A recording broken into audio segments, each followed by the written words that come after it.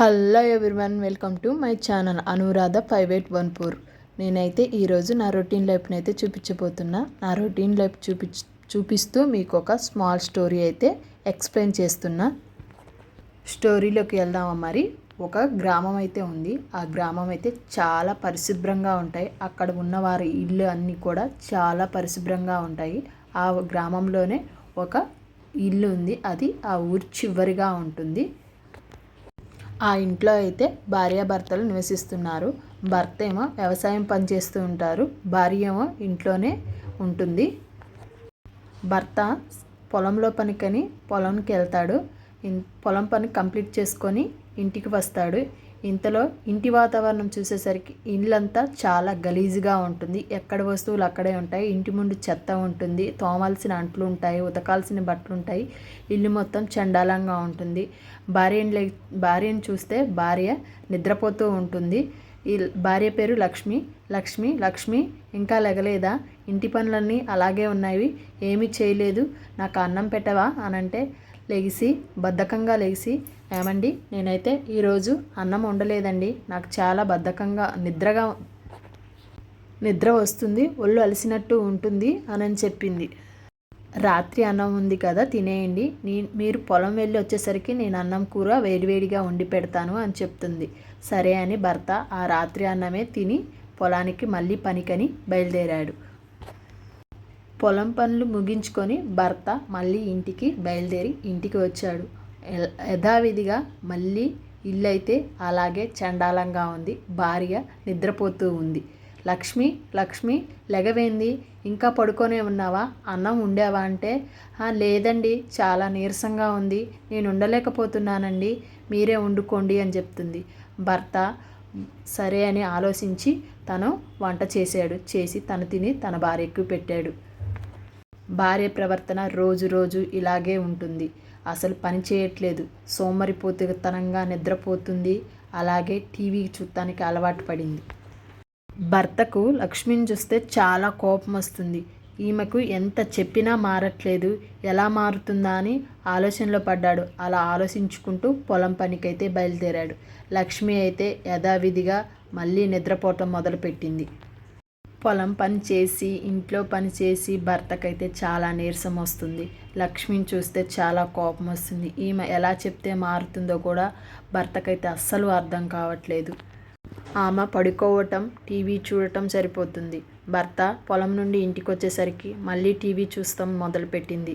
లక్ష్మి ఇంకా ఏమీ పని చేయలేదా, ఎక్కడిదక్కడే ఉంచావా, ఎప్పుడు చేస్తావు, చూడు ఇల్లంతా ఎంత చండాలంగా ఉంది, పక్కన వారిని చూసి నేర్చుకో, వాళ్ళు చూడు ఇల్లుని ఎంత శుభ్రంగా ఉంచుకుంటున్నారో, ఇలా చేయటం ఈ పద్ధతి ఏమి బాలేదు, నువ్వెప్పుడు మారుతావు? ఏంటండి నన్ను అలా అంటున్నారు, నేనేమీ చేయట్లేదా, నాకు చేత కాదు, నాకు ఇంతకు మించి ఏమీ రాదు, మీకు ఇష్టం లేకపోతే చెప్పండి, నేను బయటికి వెళ్ళిపోతాను, మా అమ్మ వాళ్ళ ఇంటికి వెళ్ళిపోతాను, ఎంచక్కా పడుకొని టీవీ చూడొచ్చు, నన్ను ఎవరు ఏమీ అనరు అని అంటుంది లక్ష్మి. ఇవన్నీ వింటే ఆ భర్తకి చాలా కోపం వస్తుంది. ఏం చేయాలో అర్థం కావట్లేదు. ఇంకా తనే వంట చేసుకొని తిని పొలానికైతే బయలుదేరాడు. పొలం పని కంప్లీట్ చేసుకొని ఇంటికి వస్తూ ఉండగా అక్కడైతే కొంతమంది పెద్ద మనుషులు కూర్చొని ఉంటారు. ఒక ఆయన అయితే వీళ్ళ ఇల్లు చాలా చండాలంగా ఉంటుంది. ఇతడు చేనులో పక్కన వాళ్ళు వేడివేడి అన్నం తన భార్య పంపి తింటూ ఉంటే ఈయన అయితే అసూయగా అంటూ చాలా జల్సీగా భావించి, నా భార్య అయితే ఏమీ లేదు, నా రాత ఇంతే అని బాధపడుతూ తనైతే ఇంటికి వెళ్ళాడు. వెళ్ళంగానే లక్ష్మి అయితే నిద్రపోతుంది. ఒక పక్క కరెంటు లేదు, చెమట పోస్తున్నా కూడా తన గాఢంగా నిద్రపోతుంది. లక్ష్మి అని మళ్ళీ పిలిస్తే, ఏమిటండి అంటే, వంట చేయలేదా అంటే, చేయలేదండి, నాకు రెస్ట్ కావాలి అని అంటుంది. అరే, నేనే చేనులో ఇంత పని చేసి వస్తుంటే నాకు రెస్ట్ లేదు, కానీ నువ్వు ఇంటి దగ్గర ఉండి ఇలా చేస్తున్నావేంటే, ఎక్కువ మాట్లాడద్దు, ఎక్కువ మాట్లాడితే నేను ఉండను ఇక్కడ, నేను అమ్మ వాళ్ళ ఇంటికి వెళ్ళిపోతాను అని బెదిరిస్తూ ఉంటుంది. ఇంకా ఏమీ అనలేక తన భర్త మౌనంగా ఉండి వంట చేసుకొని తను తిని పడుకుంటాడు. పడుకున్నా కూడా నిద్రట్లేదు. తన భార్య అయితే గాఢంగా నిద్రపోతూ ఉంటుంది. ఇంకా యథావిధిగా అయితే తన భర్త చేనులోకి వెళ్ళటం మొదలుపెట్టాడు. వెళ్తూ చేను అయితే చాలా బాగా పండుతుంది. లాభం కూడా చాలా వచ్చింది. ధాన్యం మొత్తం అమ్మి పైసలైతే ఇంటికి పట్టుకొని వచ్చి తన భార్యకు చెప్తాడు, చూడు మన కష్టానికి ఫలితం వచ్చింది, ఇవి దాచిపెట్టడానికి కొత్త డబ్బా కొందామనంటే తన భార్య అంటుంది కదా, డబ్బా లేదు డిబ్బా లేదు, మీరు మీ ఇష్టం ఏమైనా చేసుకోండి అని చెప్తాడు. ఇంకా ఆలోచించి ఒక పాత డబ్బాలో అయితే తన డబ్బులు దాయటం జరుగుతుంది. ఆ డబ్బాని శుభ్రం చేసి ఒక సెల్ఫ్లో అయితే పెడతాడు. ఇంకా పెట్టి ఆ డబ్బుల్ని చూపించి, ఇది మనము ఇల్లు శుభ్రం చేసుకుందాము, కొద్దిగా నువ్వు చెయ్యి కొద్దిగా నేను చెయ్యి, ఈ పైసలు పెట్టి మన జీవితం చాలా అద్భుతంగా గడుపుదాము అనని లక్ష్మికి చెప్తాడు.